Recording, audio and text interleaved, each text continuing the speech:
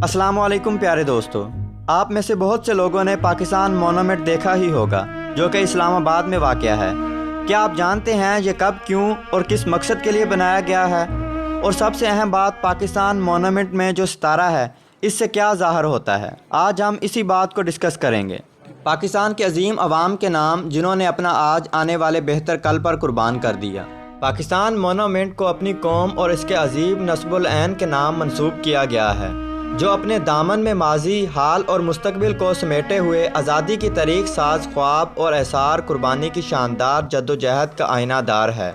ये यादगार पाकिस्तान की कौमी तमीर व तश्कील के बाब में उन अजतमाही आरजुओं और उमंगों की तर्जुमान है जो अमन, जगानगत और रोशन ख्याली के साथ मादी इखलाकी ज़िंदगी की अहद बेअहद तरक्की की ज़मानत देती है। कौम की शौकत व अज़मत के बाब में इस यादगार के अज़ाफ़े का तसव्वुर सदर पाकिस्तान जनरल परवेज़ मुशर्रफ की बसीरत का ममनून है।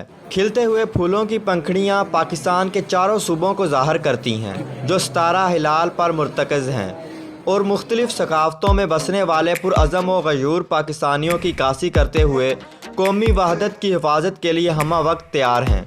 नीज़ सबसे बढ़कर यह यादगार क़ायद-ए-आज़म मोहम्मद अली जिन्ना रहमतुल्लाह अलैह की वलवला अंगेज़ क़यादत और इल्लामा मोहम्मद इकबाल रहमतुल्लाह अलैह की तरक्की पसंद फ़िक्र व बसीरत के तहत तहरीक पाकिस्तान के आला कदरों को ख़राज तहसीन पेश करती है।